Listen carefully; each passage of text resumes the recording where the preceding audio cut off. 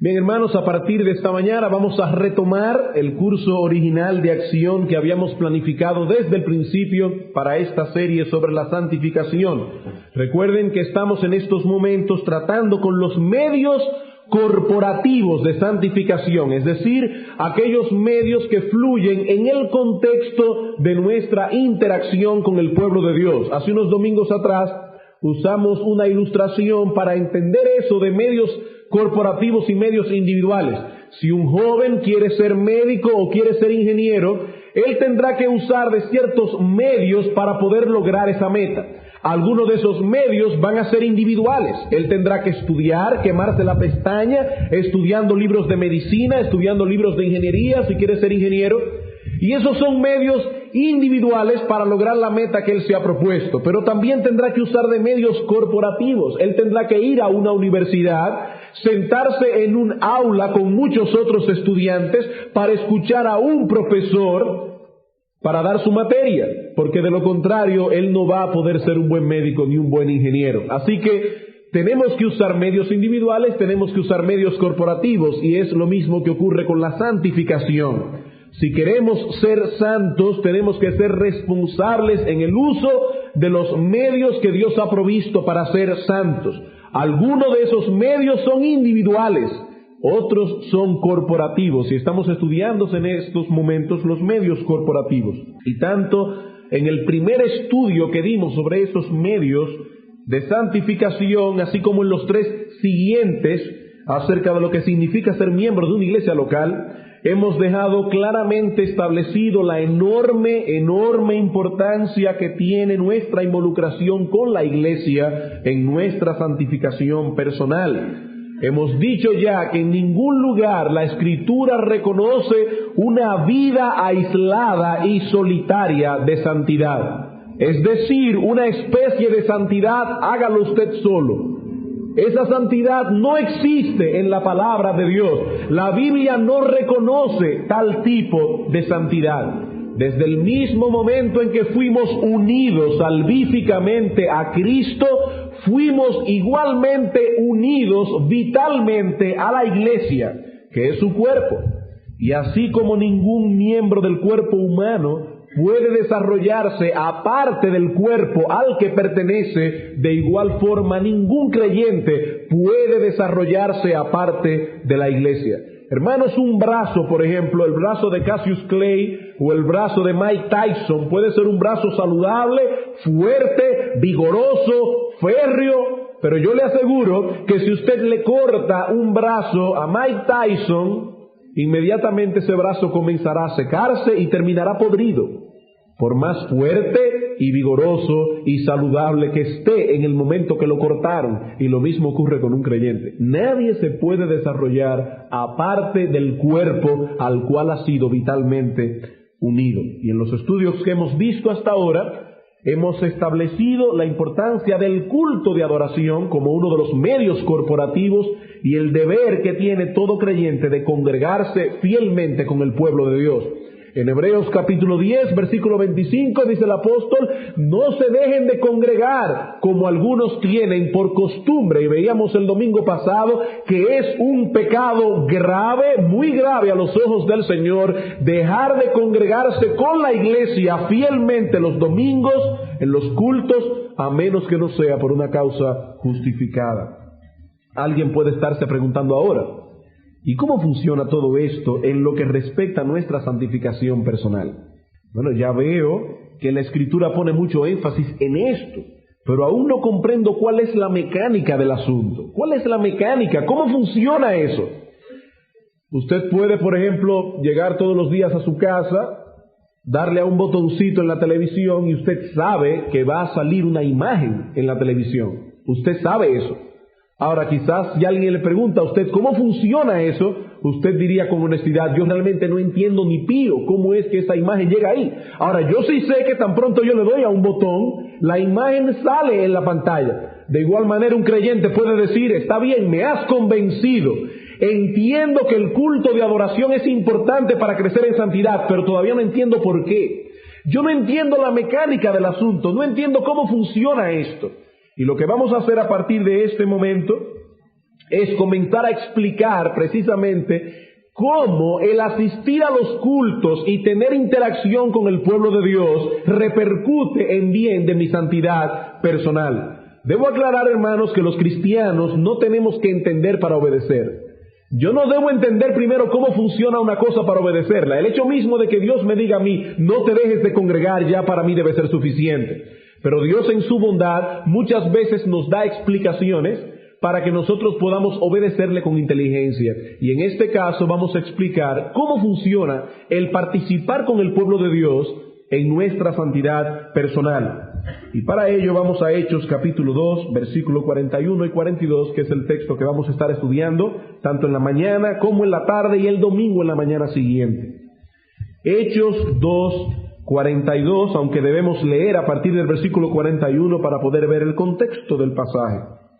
Lucas nos está narrando aquí la historia de la iglesia primitiva, lo que ocurrió el día de Pentecostés cuando el Espíritu Santo vino sobre los primeros creyentes. Y dice aquí en el versículo 41, así que los que recibieron su palabra fueron bautizados, pero no se quedaron siendo cada uno independiente, no, se añadieron aquel día como 3,000 personas, inmediatamente fueron unidos a Cristo, fueron unidos a la iglesia. ¿Y qué hacían ellos como miembros de la iglesia? Dice aquí, y perseveraban en la doctrina de los apóstoles, en la comunión unos con otros, en el partimiento del pan y en las oraciones. Y ya vimos en un mensaje anterior que la palabra perseveraban significa literalmente persistir en adherirse a una cosa o estar intensamente comprometido con algo. Eso es el significado literal de la palabra que Lucas usa allí. Es decir, que los hermanos de la iglesia en Jerusalén desde el principio estaban comprometidos, adheridos a esos 4 elementos que aparecen en nuestro texto y que vamos a explicar separadamente. Aunque no podemos hacer una explicación muy amplia de cada uno de ellos, vamos a limitarnos a ver cómo cada uno de esos elementos contribuye a nuestra santificación personal. Eso es todo lo que vamos a ver. Cómo cada uno de esos elementos que aparecen allí contribuyen a nuestra santificación personal. Y vamos a comenzar en esta mañana con el primero de esos elementos. Dice el texto que los hermanos de la iglesia en Jerusalén perseveraban en la doctrina de los apóstoles. Y es interesante notar el hecho de que el texto mencione primeramente la doctrina de los apóstoles. Que el texto mencione primeramente lo que habría de ser el fundamento sobre el cual sería edificado todo el resto. Para los niños que están aquí, ustedes seguramente han escuchado la historia de los 2 hombres, aquellos que querían edificar una casa. Había un hombre necio y un hombre sabio. El hombre necio construyó su casa sobre la arena. ¿Y qué pasó? Dice que vinieron lluvias, vinieron ríos, los vientos y tumbaron la casa. El hombre sabio edificó su casa sobre la roca. Vinieron ríos, vinieron lluvias, vientos, pero la casa permaneció. ¿Por qué? Porque estaba fundamentada sobre un cimiento seguro, sobre un fundamento seguro. Bueno, pues la iglesia debe estar edificada sobre una roca, sobre un fundamento seguro, y ese fundamento es la doctrina de los apóstoles. Porque el Señor Jesucristo escogió a los apóstoles para que éstos pusieran los cimientos o los fundamentos sobre los cuales Él edificaría su iglesia. Vamos a ver algunos textos rápidamente. Juan capítulo 14, versículo 26. Juan capítulo 14, versículo 26. Es importante enfatizar que el Señor eligió a los apóstoles para eso, no a nadie más. Así que si alguien viene en el día de hoy diciendo que el Señor le dio una nueva revelación, usted debe rechazar esa revelación. Porque la única revelación que Dios ha prometido darnos, nos la dará a través de los apóstoles, que ya murieron, por cierto, hace muchos años atrás. Dice en Juan capítulo 14, versículo 26, hablando a los apóstoles, mas el Consolador, el Espíritu Santo, a quien el Padre enviará en mi nombre, Él os enseñará a ellos todas las cosas y os recordará todo lo que yo os he dicho. ¿Alguna vez usted se ha preguntado cómo fue posible que el apóstol Juan escribiera su evangelio en el año 96 después de Cristo? Es decir, 60 años después que Cristo murió, y él podía recordar con exactitud sermones tan extensos como el del pan de vida, que ocupa casi todo el capítulo 6 del evangelio de Juan. ¿Cómo él pudo recordar todo eso? El Señor prometió a sus apóstoles que ellos habrían de recordar todo lo que él les había dicho. Juan capítulo 16, versículo 13. Otra promesa a los apóstoles: pero cuando venga el Espíritu de verdad, Él los guiará a toda la verdad, porque no hablará por su propia cuenta, sino que hablará todo lo que oyere y os hará saber las cosas que habrán de venir. Hubo una serie de verdades que Cristo mismo nos reveló cuando estaba en la tierra, pero Él prometió a sus apóstoles: el Espíritu Santo os guiará al resto de la verdad que la iglesia necesita para existir. Efesios capítulo 2, versículo 19 al 20, el apóstol Pablo compara la iglesia con un edificio. Y como todo edificio debe tener un fundamento, dice él allí en el versículo 19: allá no sois extranjeros ni advenedizos, sino conciudadanos de los santos y miembros de la familia de Dios, edificados sobre el fundamento de los apóstoles y profetas, siendo la principal piedra del ángulo Jesucristo mismo. Ese era el fundamento de la iglesia, la revelación de apóstoles y profetas. Alguien preguntará: ¿y por qué profetas? Bueno, porque los apóstoles no estaban presentes en todas y cada una de las iglesias de aquel tiempo. Y muchas veces los hermanos de una iglesia tenían una inquietud doctrinal y no tenían un apóstol para resolverla. Entonces Dios dio a la iglesia un don temporal de profecía, donde un hermano se paraba y decía: Dios me ha revelado que en cuanto a esa discusión doctrinal que ustedes tienen, esta es la verdad. Pero cuando el Nuevo Testamento se terminó de escribir, ya ese don terminó de ser necesario en la vida de la iglesia. Los mismos apóstoles estaban conscientes de su propia inspiración divina. Cuando Pablo escribió a los tesalonicenses, les dice: damos gracias a Dios, que cuando recibisteis la palabra de Dios que oísteis de nosotros, la recibisteis no como palabra de hombres, sino según es en verdad la palabra de Dios que actúa en vosotros los creyentes. Y un último texto que quiero buscarles al respecto: Judas, el único capítulo que tiene, versículo 3. Judas estaba preocupado por el avance de la falsedad dentro de la vida y ministerio de la iglesia en su tiempo, y dice: amados, por la gran solicitud que tenía de escribiros acerca de nuestra común salvación, me ha sido necesario escribiros exhortándoos que contendáis ardientemente por la fe. Y cuando la Biblia habla de la fe con un artículo, la fe está refiriéndose a ese conjunto de doctrina que conforma nuestra fe. Y dice Judas: contiendan ardientemente por ese conjunto de doctrina que ha sido una vez, no muchas veces, una vez dada a los santos. Y el autor de este libro se ocupó en usar lo que en griego se llama un tiempo aoristo, que quiere decir algo que ocurrió una vez por todas, para siempre. Dice Judas: contiendan ardientemente por esa doctrina que una vez y para siempre fue revelada por Dios. ¿Por medio de quiénes? Versículo 17. Pero vosotros, amados, tened memoria de las palabras que antes fueron dichas por los apóstoles de nuestro Señor Jesucristo. No que cualquiera salga por allí diciendo: yo anoche tuve un sueño, Dios me dio una revelación, yo vi una visión. Hermanos, eso es falsedad, herejía, mentira. La única revelación sobre la cual Cristo ha de edificar su iglesia es la revelación que el Señor dio a sus discípulos en su palabra, por medio de los apóstoles. Por eso hay tantas sectas por allí, porque todos los días sale un profeta nuevo diciendo: Dios me reveló. No, Dios nos reveló ya nada más. Todo lo que Dios tenía que decir lo dijo en su palabra a través de la revelación de los apóstoles. Y los hermanos de la iglesia primitiva comprendieron eso desde el principio. Ellos sabían que la enseñanza de los apóstoles poseían un sello autoritativo, palabra de Dios. Por eso cuando ocurre el problema de las viudas en Hechos capítulo 6, ¿qué dicen los apóstoles? No es justo que nosotros ahora descuidemos la predicación de la palabra para atender a las viudas. Y por eso surgen los diáconos en la iglesia. Ellos entendían que la exposición de la palabra era de vital importancia para la iglesia. Ellos perseveraban, dice el texto de Lucas, Hechos 2:42, perseveraban, se adherían persistentemente a la instrucción oral que los apóstoles impartían públicamente a los creyentes en Jerusalén. Recuerden, hermanos, que cuando Lucas escribió Hechos 2:42, los hermanos de la iglesia no tenían el Nuevo Testamento. O sea que aquí cuando dice perseveraban en la doctrina de los apóstoles, no era que los hermanos individualmente estudiaban la Biblia, porque el Nuevo Testamento no estaba escrito. Lo que está diciendo allí es que ellos perseveraban en la instrucción oral que daban los apóstoles en los cultos de adoración de la iglesia primitiva.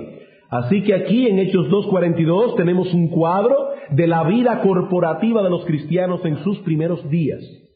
Ellos se instruían corporativamente de la verdad que Dios revelaba a su iglesia a través de los apóstoles. Y esta verdad, hermanos, es de gran importancia en el tema que estamos tratando. ¿Saben por qué? Porque no hay santidad aparte de la verdad. Recuerden eso.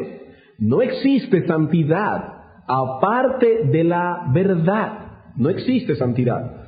Por esa razón, nosotros notamos la interacción que existe entre la comprensión de la verdad y el crecimiento en santidad. ¿Qué dice el Salmo 119, versículos 9 y 11? ¿Con qué limpiará el joven su camino? Con guardar tu palabra. Y en otro texto dice, en mi corazón he guardado tus dichos para no pecar contra ti. No existe santidad aparte de la verdad.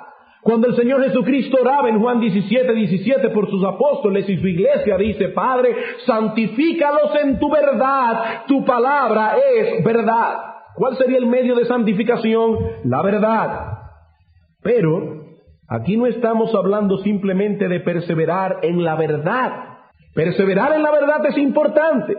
No existe santidad sin verdad. De hecho, me voy a ir más lejos, tampoco existe verdad sin santidad. ¿Saben por qué? Porque cuando una persona conoce la verdad, pero no vive conforme a ella, no tiene una buena conciencia. ¿Y qué nos dice Pablo en 1 Timoteo capítulo 1, versículo 19 con respecto a Himeneo y Alejandro? Que ellos apostataron de la verdad porque no tenían una buena conciencia delante de Dios. Ellos no vivían conforme a la verdad que creían y terminaron apostatando de la fe. No existe verdad sin santidad, no existe santidad sin verdad. Pero repito, aquí no estamos hablando simplemente de perseverar en la verdad, sino de perseverar en la instrucción pública de dicha verdad. Estamos hablando aquí, por el contexto de nuestro pasaje, de perseverar en la instrucción pública de la verdad presentada al pueblo de Dios por aquellos hombres a quienes Dios divinamente ha cualificado y llamado para esa tarea. Eso no quiere decir de ningún modo que los creyentes no deben perseverar individualmente en el estudio de la verdad. No, vamos a ver en un mensaje posterior, cuando estudiemos los medios individuales de santificación, que es importante que el creyente se instruya personalmente en la verdad. Pero resulta obvio, hermanos, que el contexto de este pasaje es el de la enseñanza de la doctrina apostólica como parte de la actividad corporativa de la vida de la iglesia. Y debemos ser enfáticos en este punto, hermanos. Enfáticos. A Dios le ha placido salvar a los creyentes por la locura de la predicación. Dice Pablo en Romanos, la fe viene por el oír. No dice Pablo que la fe viene por el leer. La Escritura dice que la fe viene por el oír. Ya sé que alguien debe estar pensando, pero yo conozco creyentes que se han convertido leyendo sin haber escuchado una predicación. Sí, hermanos, Dios es soberano y esos son las excepciones que confirman siempre una regla. Pero generalmente Dios ha establecido salvar a los hombres por la locura de la predicación oral. La fe viene por el oír. A Dios le plugo que la semilla de la fe fuera colocada en nuestros corazones al escuchar la presentación del Evangelio por medio de hombres de carne y hueso igual que nosotros. Primera de Pedro, capítulo 1. Primera carta de Pedro, capítulo 1, versículos 23 al 25. Dice el apóstol Pedro, siendo renacidos, es decir, habiendo renacido de nuevo, no de simiente corruptible, sino de incorruptible, por medio de la palabra de Dios que vive y permanece para siempre. La palabra de Dios es la semilla que fecunda la fe, porque toda carne es como hierba, y toda la gloria del hombre como la flor de la hierba. La hierba se seca, la flor se cae, pero la palabra del Señor permanece para siempre. ¿Pero a qué palabra se refiere nuestro texto? ¿A la palabra escrita? No, a la palabra predicada, versículo 25 al final. Y esta es la palabra que por el Evangelio os ha sido anunciada. Cuando el apóstol Pedro dice aquí que la palabra es la semilla que Dios usa para generar fe en el corazón de los perdidos, se está refiriendo a la palabra predicada. Bien, hermanos, esa no es toda la verdad. No solamente a Dios le ha placido implantar la fe por medio de la palabra predicada, sino que también le ha placido nutrir y fortalecer esa fe a través del mismo instrumento. A Dios le ha placido fortalecer y nutrir esa fe a través del mismo instrumento. ¿Qué sigue diciendo Pedro? Recuerden el contexto, es la palabra predicada. Y dice, desechando pues toda malicia, todo engaño, hipocresía, envidias y todas las detracciones, desead como niños recién nacidos la leche espiritual no adulterada, para que por ella crezcáis para salvación. ¿Cuál es la leche espiritual no adulterada? La que es presentada verbalmente por maestros que predican sin error la palabra de Dios. Predicación. Es por eso, hermanos, que Dios concede una honra tan especial a la tarea de exponer públicamente la Escritura. Dios le concede una honra especial. En 1 Timoteo 5:17 dice el apóstol Pablo, a los ancianos que gobiernan bien, que sean tenidos por dignos de doble honor. Pero dice, especialmente, ¿quiénes? Los que trabajan, laboran en predicar y enseñar. Hay una honra especial que Dios ha puesto en la predicación pública de la palabra. Dice, todos los pastores que gobiernan bien deben ser tenidos por doble honor, dignos de doble honor, pero especialmente, mayormente, los que laboran en esa tarea, en predicar y enseñar. Y es por esa misma razón que Dios manda a su iglesia a tener mucho cuidado con aquellos que toman a su cargo un ministerio de esa envergadura. 1 Timoteo 3, el que anhela obispado buena obra desea, pero es necesario.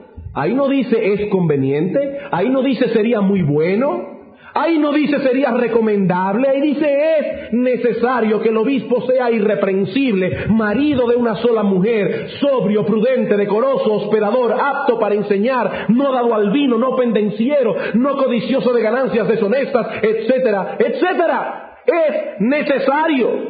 ¿Por qué? Por la enorme responsabilidad que tiene un hombre cuando expone la palabra de Dios. Hermanos, fue el mismo Cristo quien señaló quiénes habrían de ser los encargados de enseñar públicamente a su pueblo. Eso no es una decisión que la toma nadie. Es verdad que Cristo lo hace a través de la iglesia. Hay un llamamiento a través de la iglesia. Pero ¿qué dice Efesios 4:11? Dice, y Cristo mismo constituyó a unos para que sean apóstoles, a otros para que sean profetas, a otros para que sean evangelistas y a otros para que sean pastores maestros. Cristo mismo tomó esa decisión. Me sorprendí mucho, aunque estoy de acuerdo con él, pero me sorprendí por la forma vehemente que él lo dijo cuando oí que el pastor Martin dijo en una ocasión, estoy convencido de que para un nuevo convertido, el asistir fielmente a la predicación pública es un ejercicio más necesario aún que las devociones privadas. Voy a repetir eso otra vez. Dice Pastor Martin, estoy convencido de que para un nuevo convertido, el asistir fielmente a la predicación pública es un ejercicio más necesario aún que las devociones privadas. Hermanos, el nuevo convertido debe leer su palabra todos los días.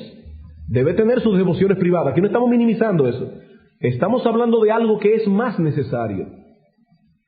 El nuevo convertido no tiene de momento todas las herramientas necesarias a la mano para una exégesis adecuada y profunda de la palabra de Dios. No la tiene. De hecho, difícilmente un hermano maduro de la iglesia, maduro de muchos años en la fe, que hasta cierto punto posea esas herramientas, Es maduro el hermano y hasta cierto punto posee las herramientas de hermenéutica para hacer una exégesis profunda de la palabra de Dios. Difícilmente ese hermano va a poseer el tiempo que requiere una exégesis profunda y cuidadosa de la Escritura. Difícilmente. Eso no quiere decir que las devociones privadas no sean importantes, pero podemos decir con toda seguridad que una depende de la otra.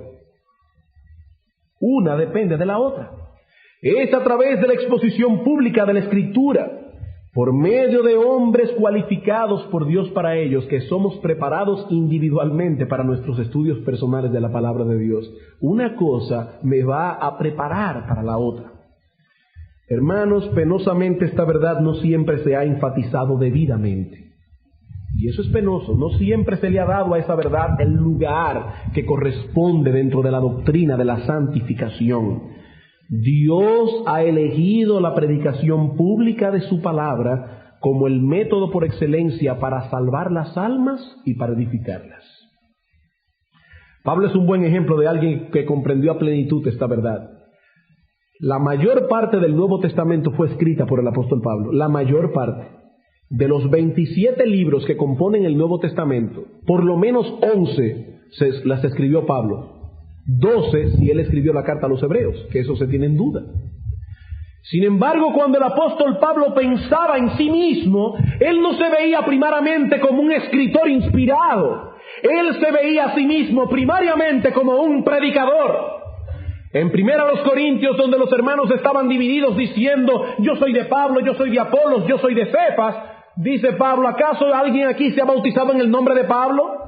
¿No somos más bien creyentes en Cristo? Y dice él, pues no me envió Cristo a bautizar, sino a predicar el Evangelio.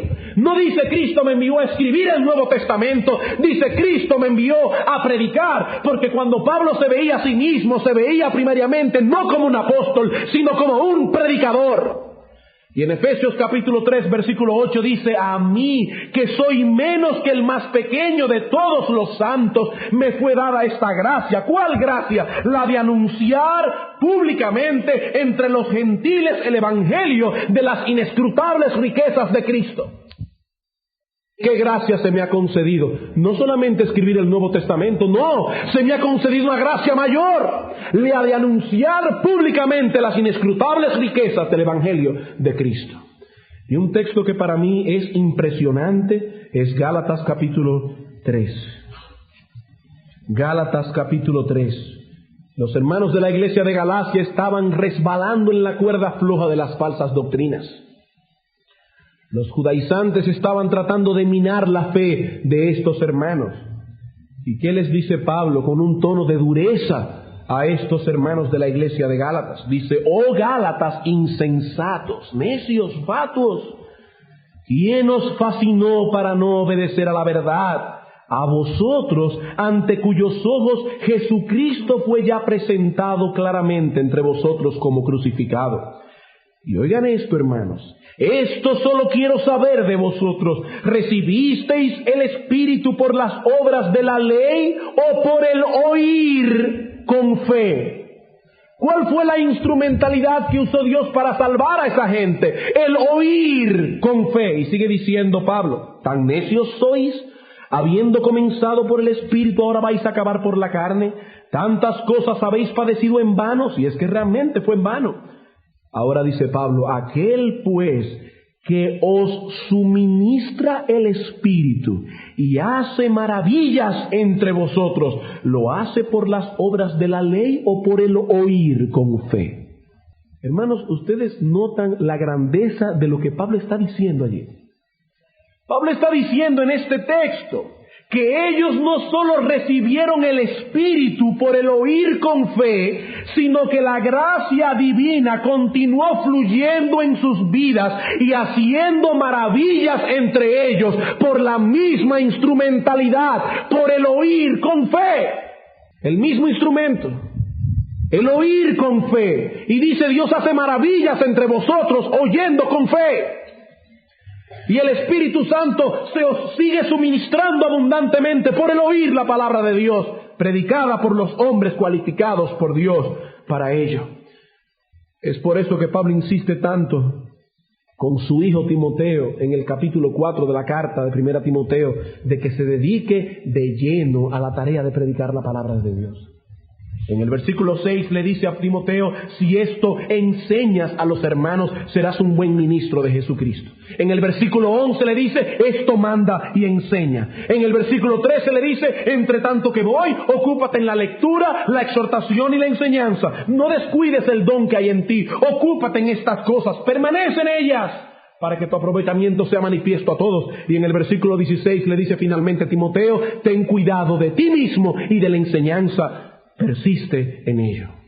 Esto solo por citar algunos textos. Hermanos, la lógica nos dice que no puede haber un efecto sin causa, ¿verdad que no? No puede haber un efecto sin causa. De acuerdo con la Escritura, no puede haber santidad, que en este caso es el efecto, donde no hay comprensión de la verdad, que es la causa. Y no puede haber comprensión de la verdad a menos que no hagamos un uso responsable e inteligente de los medios que Dios ha provisto para ello.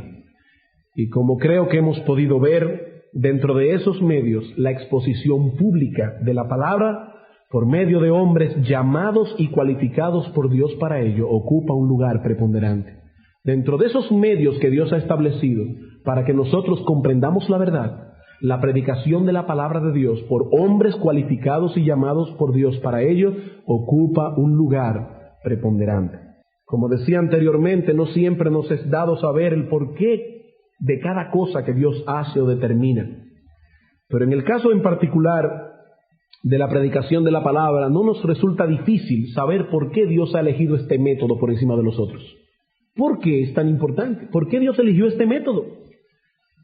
Créanme, hermanos, que yo podría citar por lo menos 8 o 9 razones. Por amor a vosotros les voy a dar solamente 4. En primer lugar, porque el púlpito es un medio que nos humilla. El púlpito es un medio que nos humilla, nos sitúa delante de otro ser humano igual que nosotros, llevándonos a aprender por medio de él. Ay, hermanos, cuánto nos gustaría sentir que no debemos nada a nadie por nuestro crecimiento en santidad. Resulta chocante y embarazoso escuchar este tipo de personas que siempre están hablando de sus logros. Y que conste que lo hice solo. Nadie me ayudó, no le debo nada a nadie. ¿Cuánto nos gustaría pensar que no debemos nada a nadie por nuestro crecimiento en santidad? Pero el púlpito nos recuerda todo el tiempo que no somos autosuficientes. ¿Y cuántas veces venimos a la iglesia y el predicador anuncia que va a predicar de Juan 3:16? Y dice: ¿qué más puedo yo aprender de Juan 3:16 si me lo sé de memoria desde que estoy en la escuela dominical? De tal manera amó Dios al mundo, etcétera, etcétera. Y cuando uno se sienta allí, escucha al predicador y ve Juan 3:16 en una perspectiva que en su vida la había visto antes, eso nos humilla, porque uno dice: ¿cuántas veces he pasado por encima de Juan 3:16 y nunca había visto tantas cosas? Y allí está el Espíritu Santo diciéndote: porque tú no eres autosuficiente. Ni el mismo predicador es autosuficiente. Por eso a cada rato decimos, ustedes son testigos de que es así, hermanos, no estamos siendo originales en la exposición de este mensaje. Nosotros escuchamos a otro predicador que ya predicó sobre eso. Y a veces nos ha pasado que leemos un libro de un puritano del año 1600 y tanto y escuchamos una prédica de ese predicador que nosotros estamos oyendo ahora, y nos damos cuenta que ese predicador leyó a ese puritano y se basó en él. Hermanos, no hay nada nuevo debajo del sol. Y eso nos humilla. Por otro lado, a través del púlpito, la verdad de Dios es presentada en una forma más persuasiva. Es la forma más persuasiva que existe de presentar la verdad. Por un lado, el expositor no es interrumpido constantemente como ocurre en una conversación normal. Aquí yo llevo la delantera aquí. Nadie me interrumpe. Yo hablo y hablo y hablo y puedo tomar un argumento y otro argumento y otro argumento para tumbar tu conciencia y llevarla cautiva a la obediencia a Cristo sin ningún tipo de interrupción. Por eso la presentación pública, oral de la verdad es un medio excelente para persuadir la mente y el corazón. Algo más que podemos decir al respecto. es que por la misma contextura del ser humano, el púlpito es el medio por excelencia para tocar no solo el intelecto, sino también la voluntad. Recuerden que nosotros somos intelecto, voluntad y emociones o sentimientos. Y la presentación viva de la verdad de Dios por un instrumento de carne y hueso como nosotros, que realmente está Él envuelto en la verdad que está presentando, es el medio más efectivo para afectar a los que escuchan. Yo siempre recuerdo esa historia de Hume, el ateo, historia que ustedes han oído antes. Él va presuroso por la calle a escuchar a Whitefield predicando y un amigo le dice: ¿a dónde vas tan apresurado? Y dice él: voy a escuchar a Whitefield predicar. Hume iba mucho a oír a Whitefield predicando en Londres. Y alguien le dijo: pero ¿cómo sería posible que tú vayas a oír a Whitefield si tú no crees en lo que él está predicando? Y Hume le respondió: sí, pero él sí lo cree. Y eso afectaba a Hume. Dice: él sí lo cree. Es un hombre que está realmente comprometido con la verdad que está presentando. Y cuando uno ve a un hombre de carne y hueso como nosotros, pero envuelto en su intelecto, voluntad y emociones con la verdad que está presentando, eso afecta a nuestro intelecto, nuestra voluntad y nuestras emociones. Y una ventaja más que podemos citar aquí es que a través de la predicación pública toda la iglesia es orientada al mismo tiempo.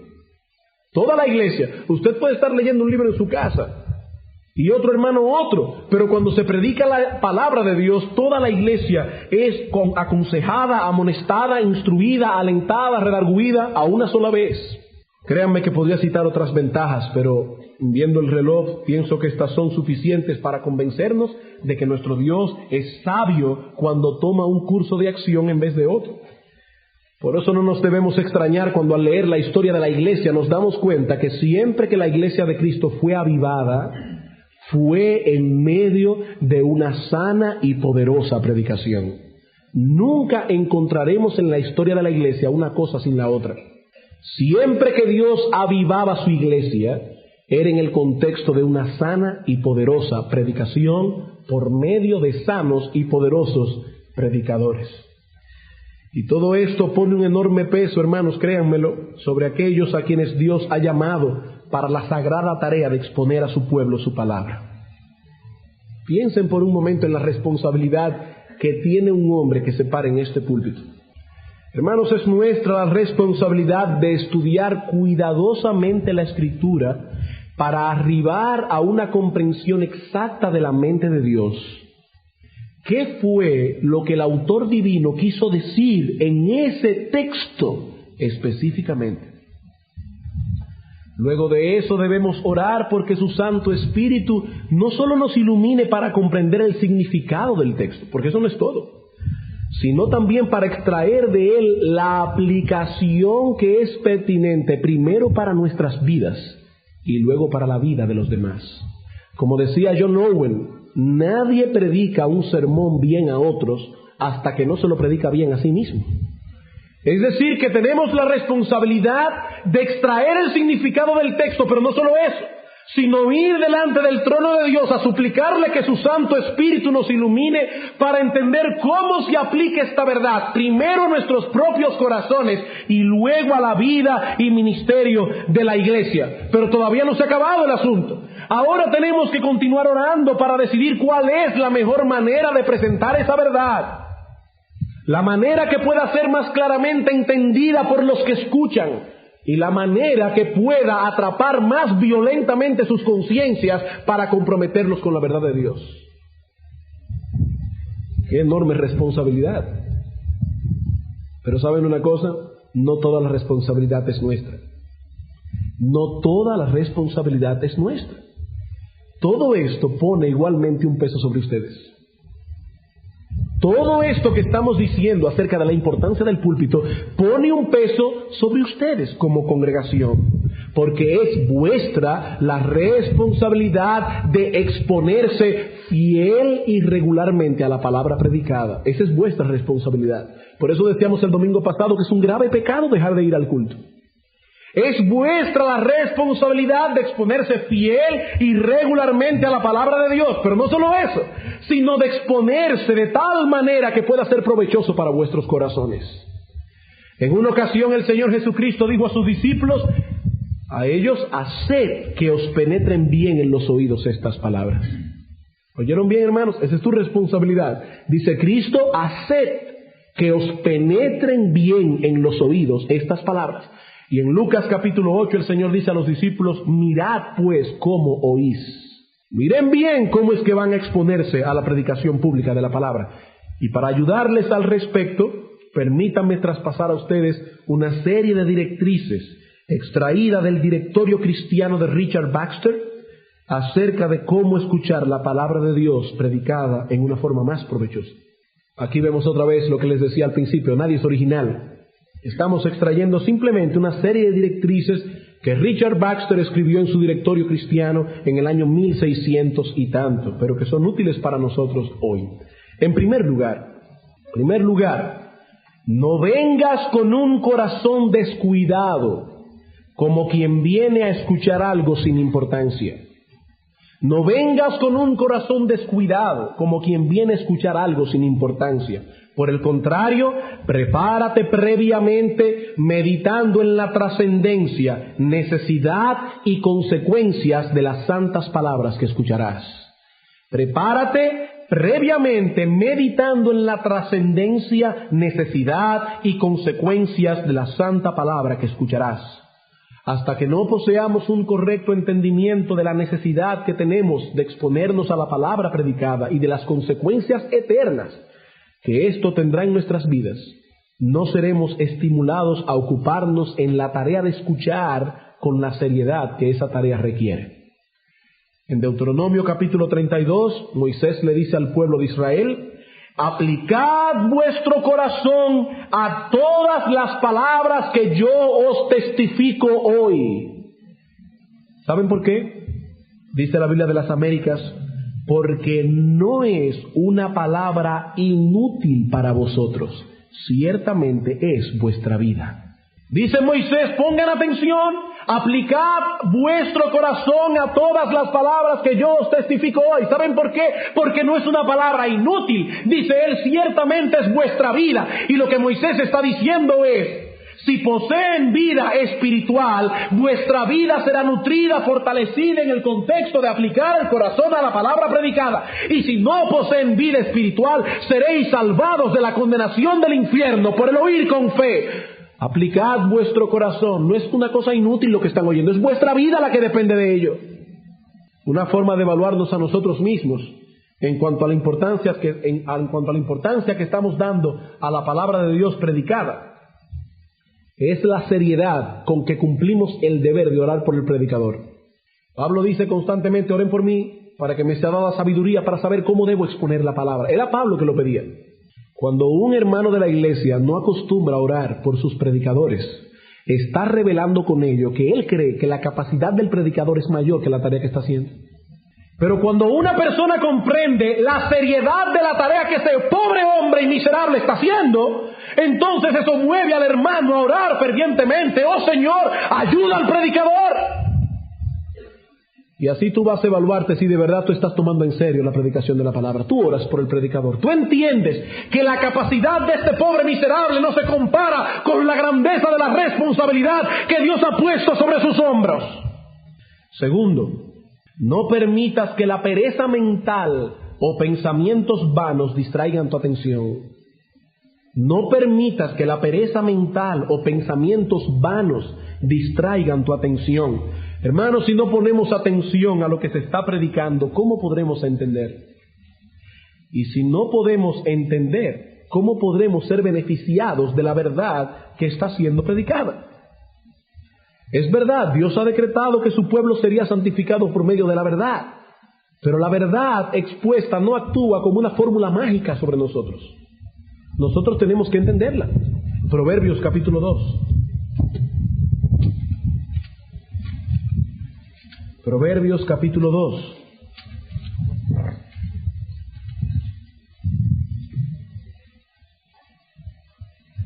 Dice el proverbista, hijo mío, sí, noten cuántos sí condicionales hay allí. Si recibieres mis palabras y mis mandamientos guardares dentro de ti, haciendo estar atento tu oído a la sabiduría si inclinares tu corazón a la prudencia, si clamares a la inteligencia y a la prudencia dieres tu voz, y como a la plata la buscares y la escudriñares como a tesoros, entonces es que entenderás el temor de Jehová. Si haces todo eso, si pones atención, si lo atesoras en tu corazón, si lo buscas como a la plata, como al oro. Debemos escuchar la palabra predicada como los israelitas en el tiempo de Esdras. Dice Nehemías, hablando de aquella vez cuando Esdras leyó la palabra delante del pueblo, dice, y leyó en el libro de la plaza que está delante de la puerta de las aguas, desde el alba hasta el mediodía. Así que no se me cansen, hermanos. En presencia de hombres y mujeres, y oigan bien, padres que a veces se quejan de que sus niños estén en el culto, y de todos los que podían entender. Desde que el niño ya tenía la capacidad de entender, ya estaba allí presente escuchando la palabra leída y expuesta. Y sigue diciendo Nehemías, y los oídos de todo el pueblo estaban atentos al libro de la ley. ¿Oyeron, niños? No solamente el oído de los padres, sino de todos. Estaban atentos al libro de la ley. Créanme que preparar un sermón y predicarlo exige un gran esfuerzo de parte del predicador. Un gran esfuerzo. A veces yo le digo a mi esposa que cuando uno se para aquí arriba, uno siente como si le pusieran unas ventosas que le fuera jalando la vida. Y cuando uno sale de aquí ya no tiene vida.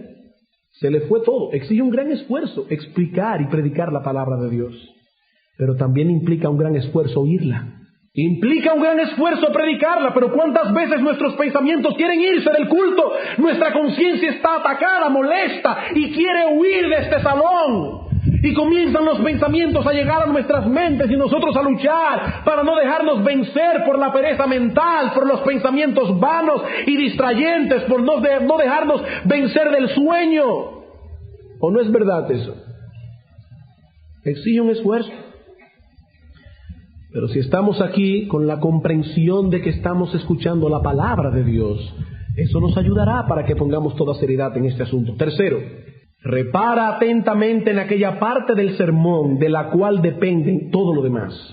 Repara atentamente en aquella parte del sermón de la cual depende todo lo demás. Hermanos, un sermón no es una colección inconexa de muchas ideas.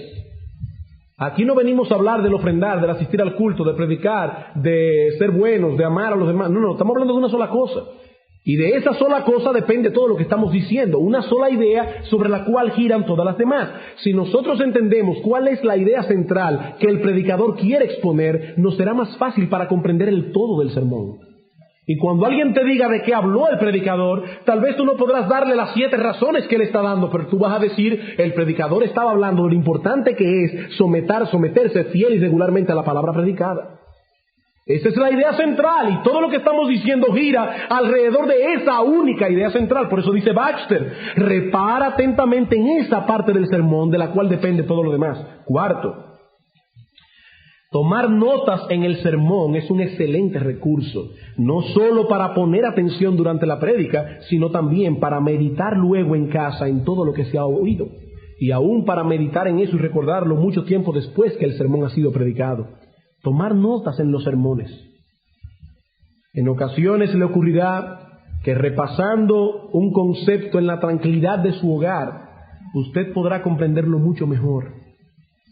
Porque el predicador no se detiene, él está hablando, y si tú quisiste abundar o pensar más en algún concepto, ya no puedes, porque él siguió su curso de predicación. Pero tú en tu casa puedes tomar tus apuntes y decir, voy a meditar en esta verdad específica que golpeó mi alma. Hermanos, debo repetir que es nuestra la responsabilidad de hacer que penetren bien en nuestros oídos las palabras del predicador, y tomar notas es un buen método para ello.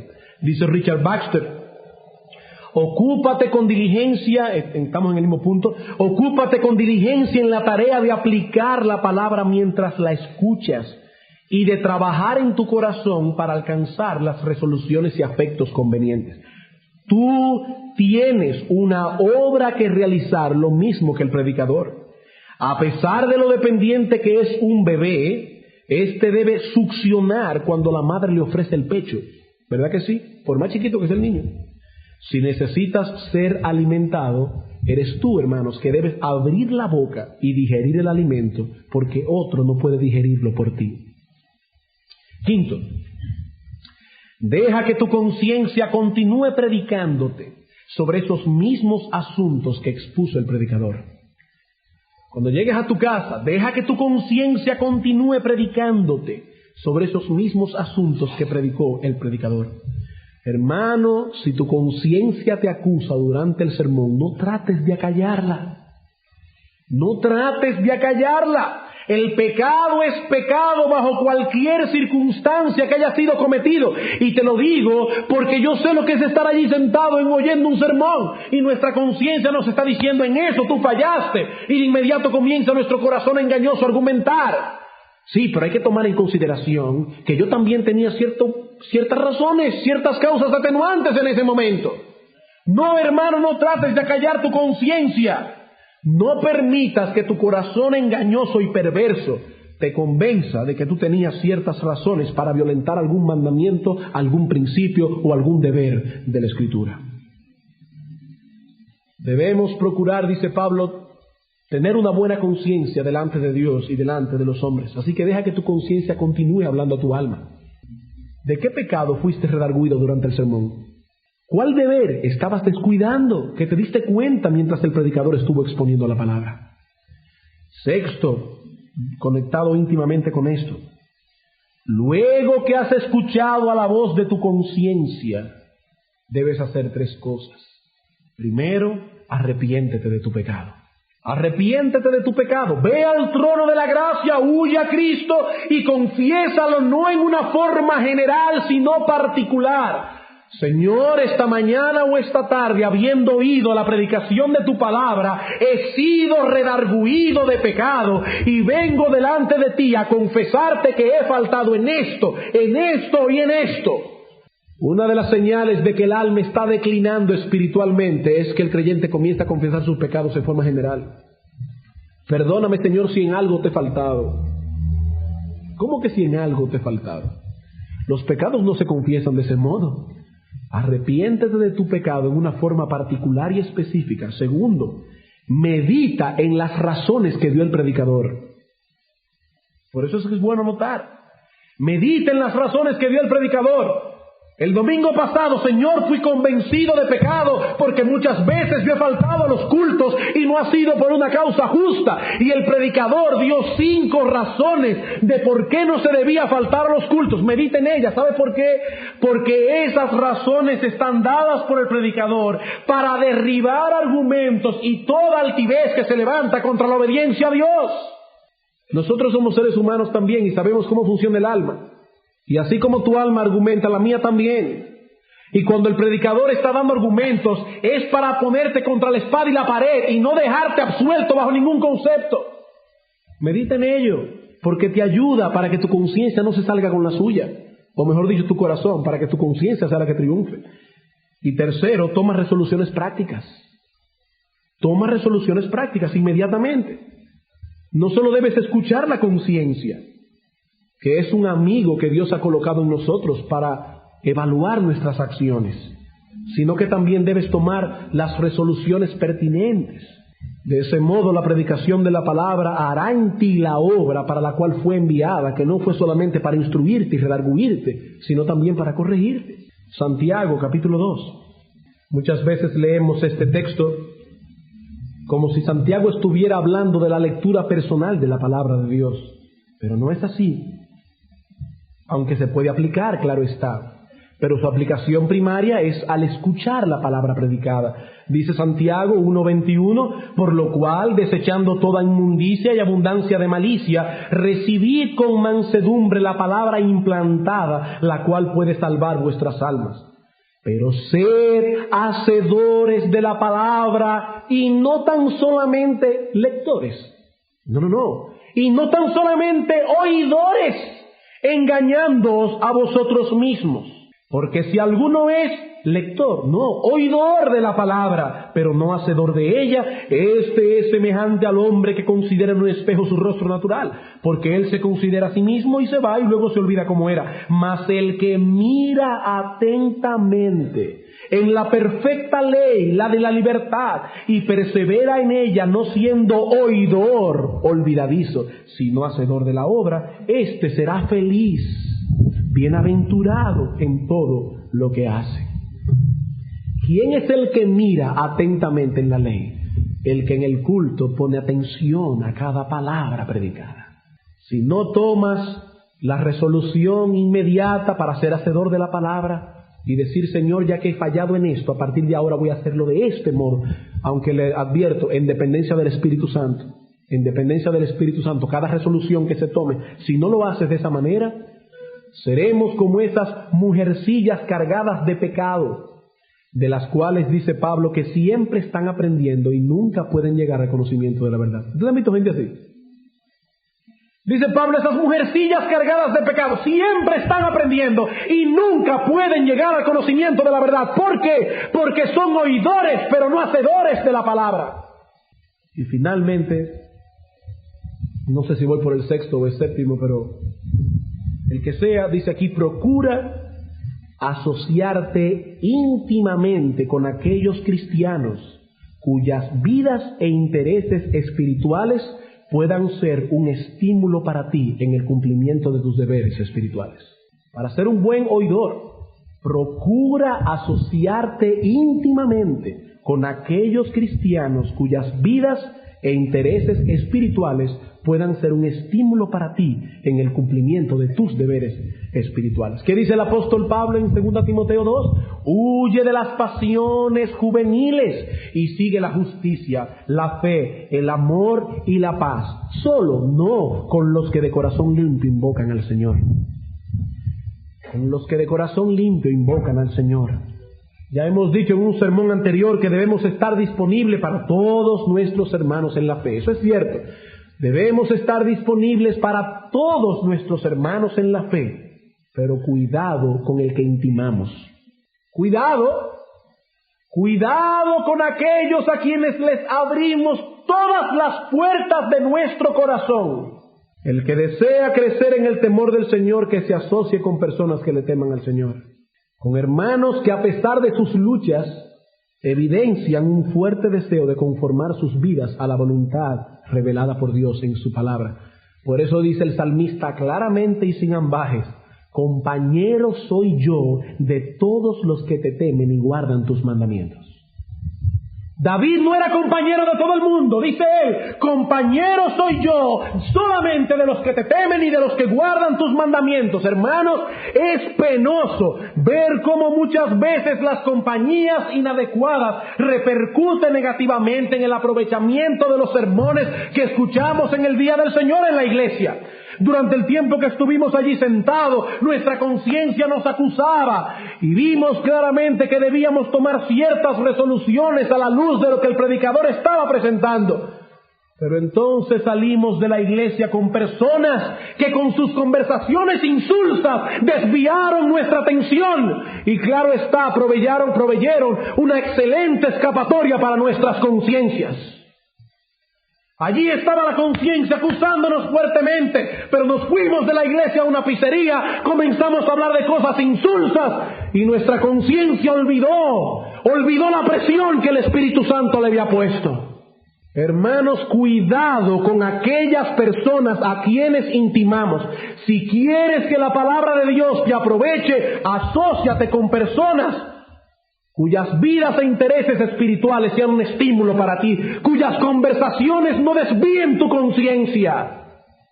Bien, hermanos, no podremos crecer en santidad si no podemos comprender la verdad.